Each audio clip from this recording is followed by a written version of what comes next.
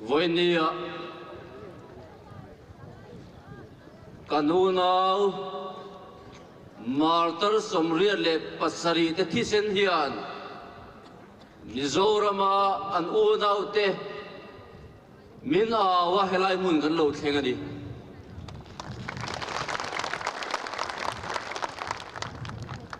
an thisen ni a thon hian a far tur ani lo ti kan ngai dan ani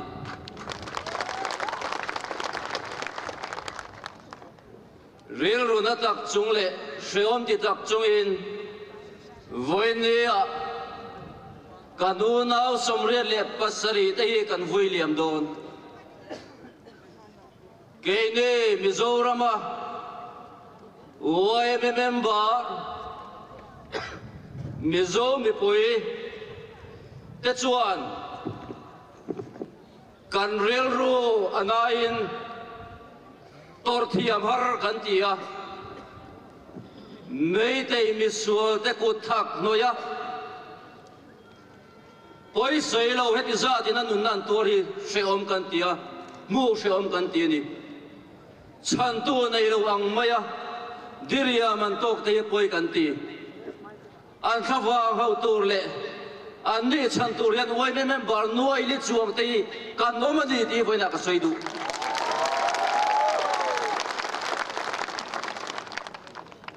atul nam huna pianga Manipura Mizo kan unau te chan tur hian Mizoram hi kanin pei ani ti voina ka soidu ni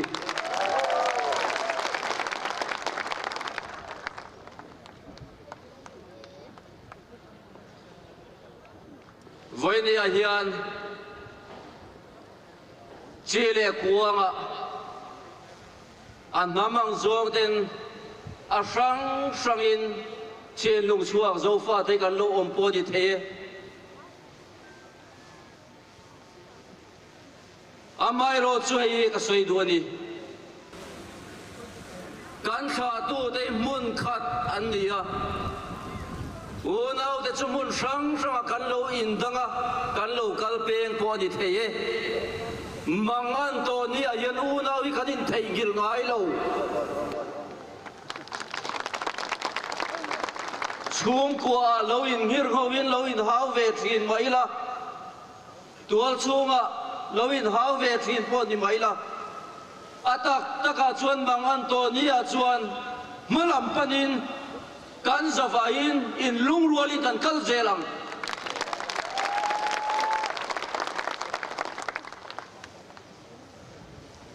voinia kan ma heram le he nam santura in peme kan volunteer te za na chibai kan buk chewa Central Way me chuan kan ngai sang tak zet chewa ramle nam ta na ke pen chuak na mi hoi sen te kan za chewani voinian rem chan lo na wang lo la pen chuak lo te poi na mang amai ro chu atul na muna pianga min do tu den he tur hian I chu thiang to lo wa I lo chuang nge ya ma ki ka choi du voini hian ti hian kan pung khom aral do ma tong tur tak tak hian I ti sen hian angam ve he ram le nam chan tur hian ma to ngai kal ngamem kan ti sen hian nei te ti angam khopasin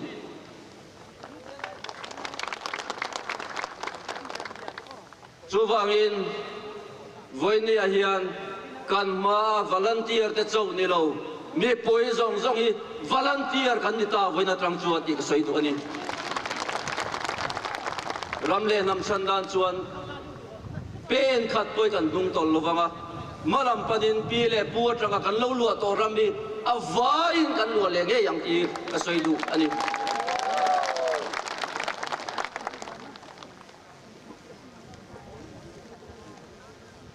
Zofa te zamai tur kan ni lo pathian zon chuan nam kan ni pathian in heng kan mar tarunau te thina hi amui na shreng ani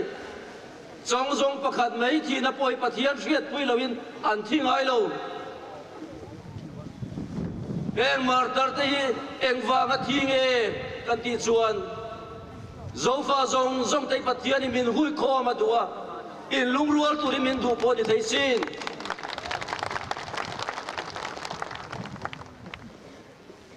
azon chuan nam te pathian in akal san ngai lo mei al le chum ding hian a roi thi na ni Israel fa te po kal san lo zudaten noi chimian tum khan pathianin mei al le chum ding in a roi chuak ani nei te kara hian mi zo nam a than zo fa te hi pathian hian mei al le chum ding in min roi chuak nge nga ne na chu kan ta ani nge ang ti ka soi do ani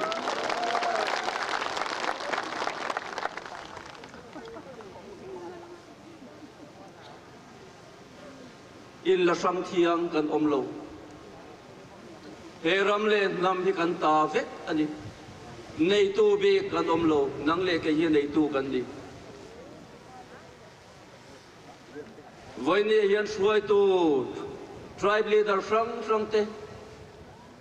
youth organization at suai tu from te elected MLAs te egemoza church leader te po kan omang suai tu te hian ho mai en thilan ngei tu angai lova suai tu te hi amatonga la kan lo mani chuan member zong te le mizo me poi te hian an dong kan zuyanga kan pile pu te na lo sa kuak ram mi kan chan ni thiam lo rem chu tiang tu chuan mizoram lama po hian kan nei ang hi he ram le nam chan na hi kan ui lo ani ti ka soi duwa manipur kan ru nau te har san na sut ki an dan hian cheng noi za le som nga do ni kan lo in khon kho ma kanun pe ve to ani kan bran suai me ten har sa ta ka in lo chunga an sum tho chuate mi tlom ngai mi zo mi pui tlom ngai tam tak ten in gei lau hian kan tho kho ma ni tinin chu tran pui na chu central way me fi set alo la lut ringa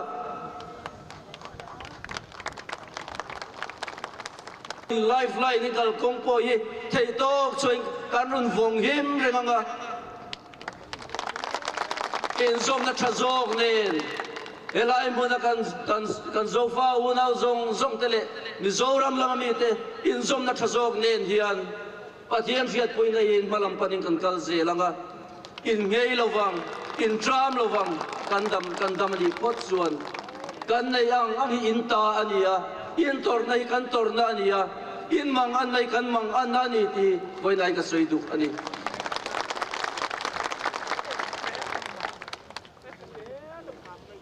ne thei lo nun nei tu te chu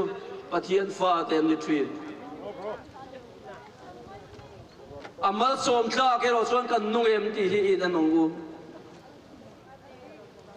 pathian in amal som tla ni tu chuan alama hian kan ban kan phara alama hian kan hoi khat hi angai si ani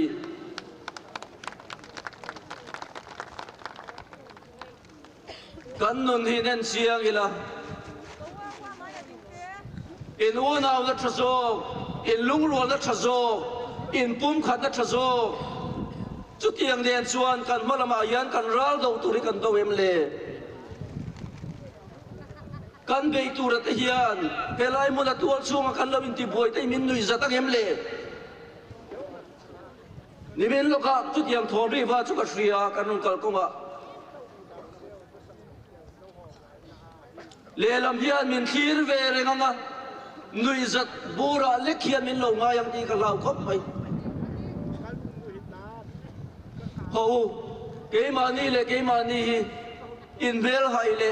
in ti buai tur kan ni lova kan ti buai tur te zok chu le lam pang hian ni kan de tur te chu le lam zok hian ni kan do tur te chu le lam zok hian ni ke mani le ke mani kan in do thi ang lo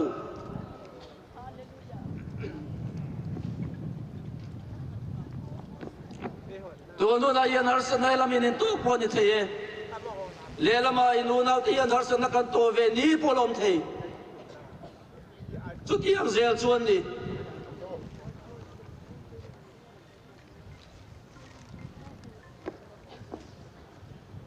amai ro chu na china ka soi tuang khan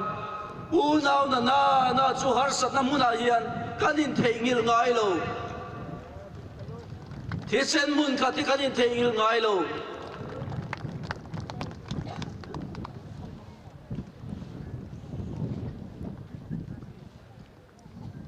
kan malama hian ti tur balatam em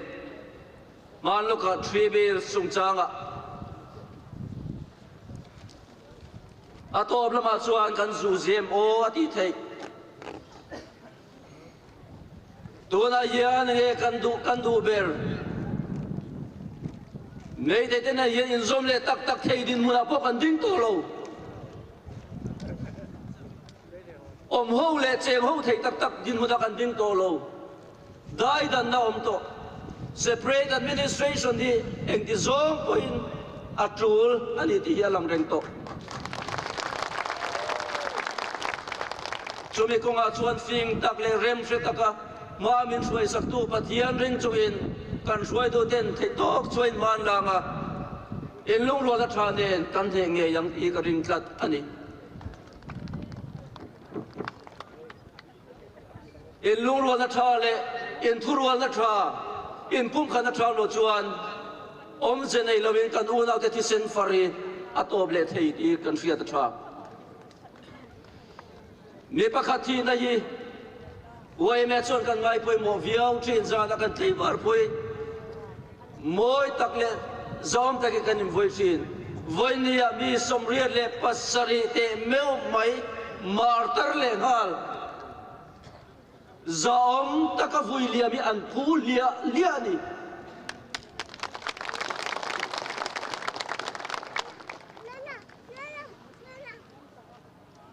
an thisin hi a thaw na far lo nan yan kan tum tak kan be sei tak kan gol dik tak a lo thin thei na tur tan hian heng thisin hi luan ral tir lovin keima ni lam hian malam panin ke i pen zelang utin ka som tak zet cheuni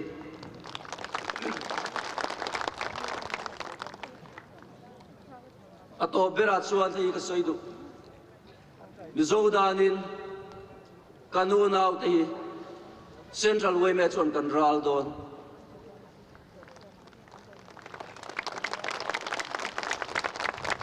amal tindi pak ain za thewin kan ral don ni ton chuma kan local po yan mi pui te na kan tho kho matangin zoram lamai nunau te na kan tho kho matangin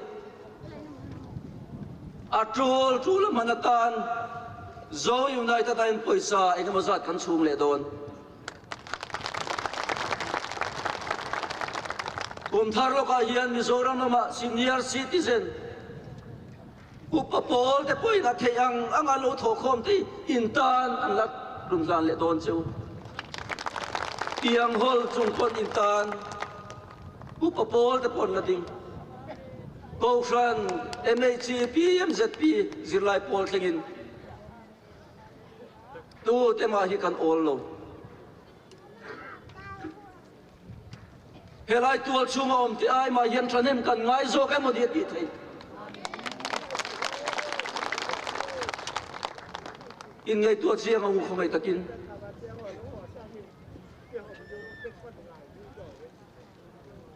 ke ma di te kan lo la inti har saim le helai tual chuma hian ke ma ni at hian eng mo hi kan lo la in tu kem le har san na in siam ton tur kan ni lo tual chunga in har san na lo in siam to re reng su kui cha kom kui tha khian lom te u khongai takin thom dik lo le ngai thak duam lo kan lo sia tian a hreom thin enge mo bi ka tu ma in champion bi ni te lo tum su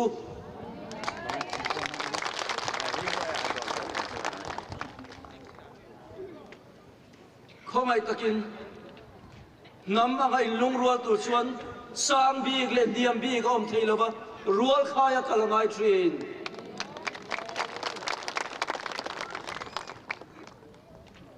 tiang tur chuan không ai takin ho kan ril rui in siam tharang u ril ru thar lo chuan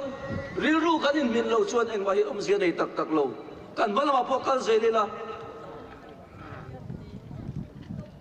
nei de thuma in boy tangkha nei in MLA te hian an hriang nei de thuma in boy nu lokhan ki ma nge kan treasurer te NGO dang phoi tu te nen Delhi Home Minister muturin kan kalani Madin tum chop vekin heram le henam ta hian Delhi te kan lo zu pen chua ka chulaya chuan mithiam pui Home Minister bula an lo chu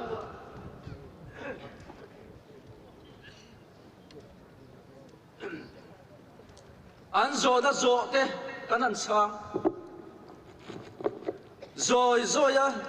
delay taktik game khela zoya amalte te han ko ka divide the hian min la mutlat divide the tension the hian min la mutlat centralina helayat manipura kan zofa te tension the nia min la bu chung i chuan cái mà đi là mà hiền in pum khăn nát trà ông lo mà đi lê à đi thấy trên sân thấy mù hiền in mù su se em lên đi mò à su group anh đi mò anh thì gió point hiền anh lâu cồm chiếu đi point thu khát ít vốn cả thằng u thu khát bạc khát chia kan von nge thắt tu ra chu le lam kan do te nen hian che ho le tak thei kan ni lova om san hi angai administration san hi angai ni di thukhat ai huan tlang ang u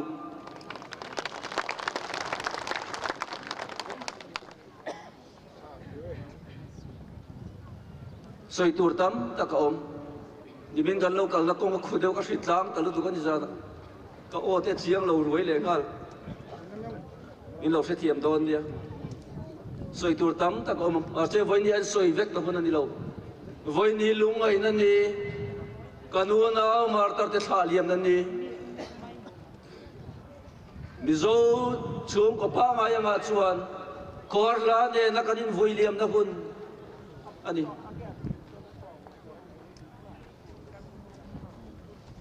halak te kan mua kan unau te pel karil ru mimal tak pa na khoi tak zet chung ko pa du lai ngoi te chung ko nu te ma di fa te du lai ngoi hi voi ne khal khom te hian an ngai tu chiang ang mu an nun na lo chan ve ta sela engting e kan ngai yang le ramle nam ta nan nun na han lan top mai hi chu aro pui khop mai maro chu ka lau ber chu hi ni hian ro pui takin kan in William po ni thei relo te a hian zoi kan tum ram kheng si lo hian nun na tam tak chan si hian kan among ti ka gau ngoi chu tia ga thlen lo dan chuan voi ni a hian bo nun thar zethar ngay tu na thar nen pom bek sang bek lian bek om lovin in lung rual takin malampa kan tum ram thleng tur hian pathian chakna ringin mei a le chum ding min hruai tu pathian in min om pui zel sela atop tak hi tun chumai chuan isi thleng te hu rei alo rei dewani pon hela matrangin engkem chak lak na tur kan nei kan in hong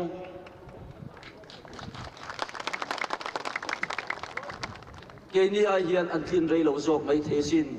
tor cher na len tumru na nen huai sen na nen malama ikal zelang u mizo fa te mun sang sang om te po hianin he ramle nam tan hian an theina zong zong hi anun hlan ve zel boksin kan ram kan nam tan hian ke ipenin ikal zelang u mizo te tha chi mi mei thei kan ni lo pathian zon suat nam kan ni pathian om pui nam kan ni tumi chu rin san takin kan malama kan ti turom te len suak tur hian pathian sak na rigin ikal zelang u kalome